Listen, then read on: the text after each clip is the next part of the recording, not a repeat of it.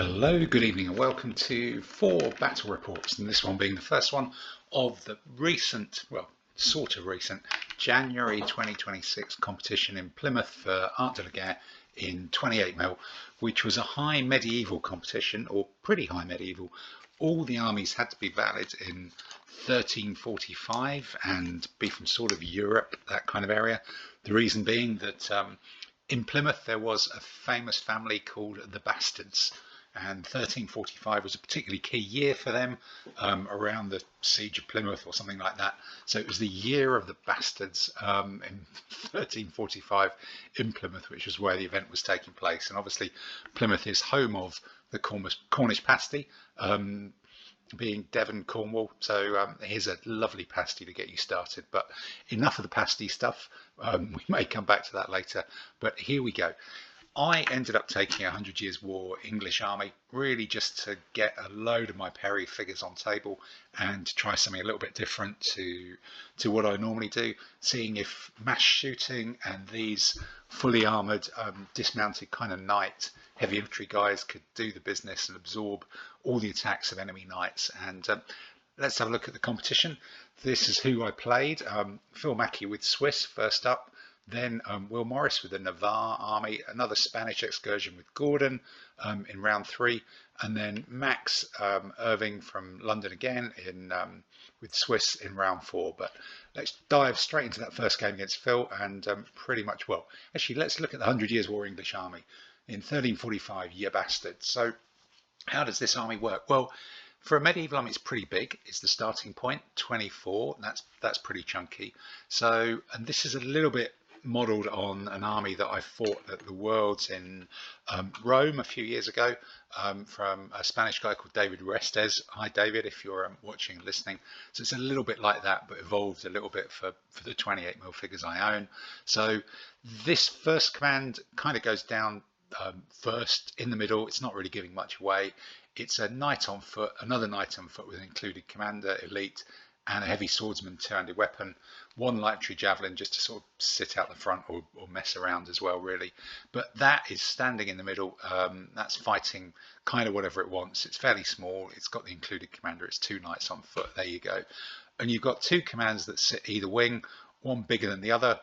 He's got an ordinary general. He's got a brilliant general because he might have to do something.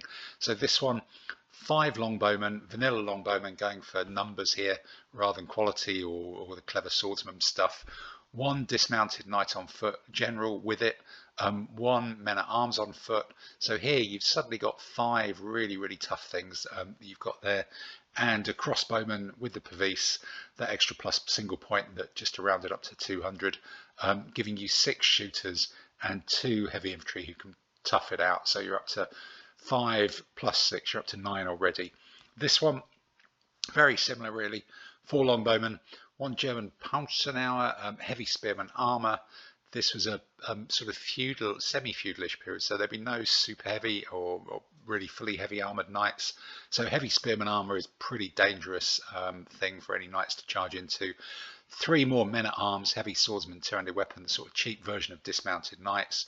So you've got again another 4 combat troops there to go with the 2 there, 5, 6, 7, 8, 9 chunky combat troops, and 4 making up to 5.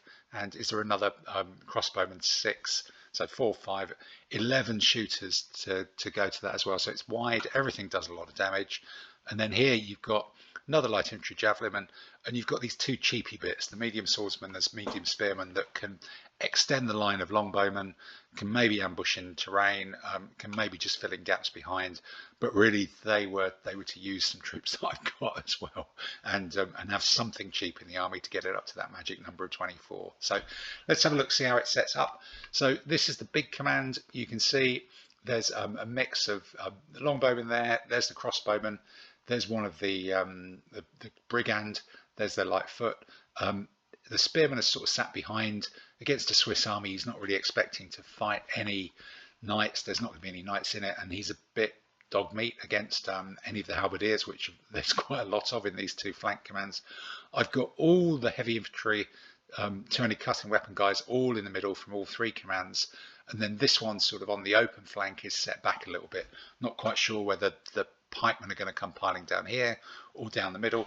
You don't get too many pikemen in this period in 1345. It's a bit early for massed Swiss pikemen, so it makes it a slightly interesting Swiss army with lots of medium sword elite two-handed cutting weapon. So these guys are going to have to do a very good job of shooting to keep those at bay, especially with the skirmish screen. But there's not so many pikes in the middle, and this is quite a small number of pikes for this army for my heavy infantry, so they can hopefully get out and mix it with some of these guys and cause some trouble here. A little bit of a marsh is going to split the enemy army as well, and now that this deployment's been, I suspect these bowmen are going to go out and do some shooting and push back those light horse. So here we go. All the Perry longbowmen move up into the terrain. Doesn't really do them any advantage against these medium foot, but it just establishes the line, pushes it a bit forward past, so that these pikemen are going to come past, and maybe it creates sort of opportunities there as well. And what happens is they really don't fancy it. They've turned, they've run away, Phil's escaping. There's just too much bow fire here, and it's already sort of teeing up. It's doing some hits on this light infantry screen, which if I can kill them, all well and good. They all count as casualties in ADLG, so they've done a runner. They're already moving out, so let's see what happens. Over on the other side, all the halberdiers have spread out 6 wide. They're coming for me, but what I'm trying to do is shore up this line of dismounted knights and two-handed cutting weapon guys. They're all ready to take on the pikemen and some of these halberdiers, and then there's probably 4 or 5 longbowmen here. Looking at this one, it's already scared off those light horse, so it's just how quick can these halberdiers run into combat, how will they do when they get into combat. But they don't have a skirmish screen. The skirmish screen's in the middle. There's a finite number of skirmishers in the Swiss army, and they're somewhere else. So with the 2 heavy infantry that are here, they're pushing up to try and join up with that marsh to see if we can peel off these to allow us to get much more greater weight of numbers of just on this 6 really. So here we go. You can see them running down the flank, and we've got the crossbow and then 5 longbowmen here. I think he's just at a slightly funny angle. He's probably shooting forwards, and 1, 2, 3, 4 hits there, another hit there, 5. They're coming in, they're getting pasted by this mass longbow fire, and this guy's ready to step in as well in front to mean that there's only going to be 2 or 3 injured longbowmen coming to fight these guys by the time they get into combat. Possibly they've taken even more losses, but these guys are running in, and my general's giving it the finger. That's his job. So what's happening here again? You know, you've seen the same. It looks like somebody's kind of split up. These guys are running forwards. They're just sort of sliding out the way. I don't think anybody's been killed. There's still 6 of them. Oh no, there's 4 of them there. That guy's been killed. So there's a big gap in the middle. Causes a bit of command and control problems. The longbowmen keep shooting, trying to get some hits on these, and I'm quite happy to take on medium swordsmen halberdiers with my heavy swordsman halberdiers really. And over on the other flank, I'm just pushing up the dismounted knight and another men-at-arms just to really threaten the flank of this mini, teeny tiny Swiss pike block, while these guys are quite happy to sit here and just exchange fire and see if we can whittle away some of the skirmishes as well before we get to proper combat. So looks like over on that other side, these guys have decided to come back. They realized there was nowhere for them to go around there, so they're just lining up and running forwards behind their skirmish screen, one of whom looks to have been killed already just by this massed shooting coming at them to see if they can get into the longbowmen. And my mediocre spear is doing exactly what he's supposed to do. He's going to sit here, he's going to extend the line, he's going to hopefully be an overlap. He might even manage to be someone who can go around into the flank. He's not going to try and take anyone on in proper combat. We'll just leave that to the longbowmen and see how much damage they can do from shooting and see what they get up to. So over here, the pikemen are just pressing forwards. I've tried to swing round, take on this one halberdier who's ended up sort of being peeled off from the pike block to defend their flank. But I've got loads of guys here, all the heavy infantry against it, weight of numbers. We should be through there, and that should cause a lot of problems here. Probably, it looks like I may even have chased off some of these light foot as well to start getting some more little bits of shooting, but with javelin it won't do anything. Oh, look at that! The Swiss halberdiers are pretty cool. They've done an enormous amount of damage to my my dismounted knight guy there. He's on red, 3 hits straight away. That's not going according to plan. Let's see what's happening. But this very much is going according to plan. This once was a block of 4 halberdiers. They've advanced into the Valley of Death. They've been shredded by longbow fire. He's on 2 hits. He's on 1. well, it looks like they're going to get in, but they're not going to get in particularly healthily, and they're going to get in a very outnumbered fashion.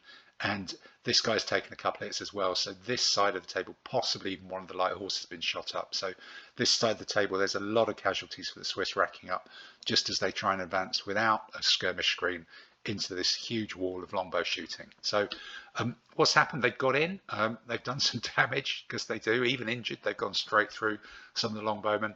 The mounted crossbow have had to come back to do some coverage, but there's a big gap here in the line. One lot of halberdiers here, a smaller lot of halberdiers here. In fact, that may even be, it looks like one of my guys, yes, he's killed this guy who was on 2. So suddenly there's a big possibility of this guy going into the flank or carrying on supporting there. These guys, even though they've won 1 victory, are in a lot of trouble, real lot of trouble. This whole flank is being wiped out for the Swiss, I think. And there they go, the combat still carries on. Yet both those light horse are still there, but taking hits. And Wumpf, here he comes into the flank, but he's already gone through 1. He's going into the second one. All of these guys on this side are about to be wiped out, and I've only taken minimal casualties. Just the sheer weight of shooting has stopped the Swiss charge there. Into the middle, the handful of pikemen are getting ready to charge the huge, much longer line of, or they are charging the much longer line of men-at-arms and dismounted knights. But I've taken a few hits, but I've finally got rid of the stuff here, pushed past on this flank. So the Swiss are going to be rolled up and turned here as well. They've got in, they've taken a bit of damage, but they're in a lot of trouble just because my line is much wider, and where there's been shooting, it's been very effective. Looking at it from the other side, actually on the other flank, those Swiss have bravely advanced behind the skirmish screen. They've done a lot better. They've taken less hits. They've charged through, or some of them have charged through. I think they must, in their messing around and formation changing, they've got a bit out of formation. So these guys have charged in first to try and stop 1, 2, 3, 4 longbowmen shooting, because an overlap can't shoot.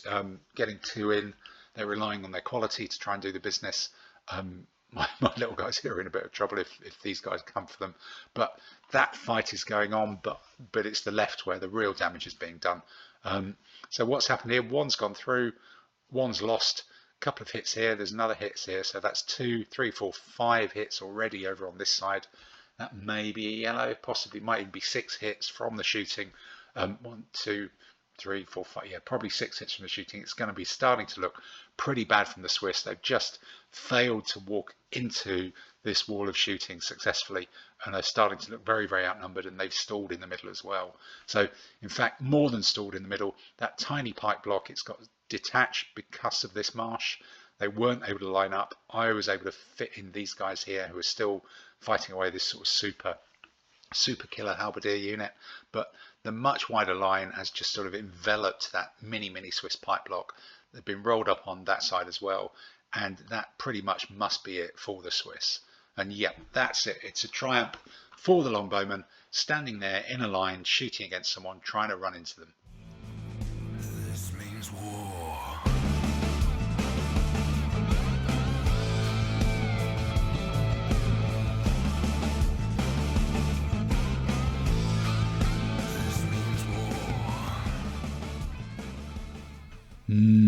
Pasties.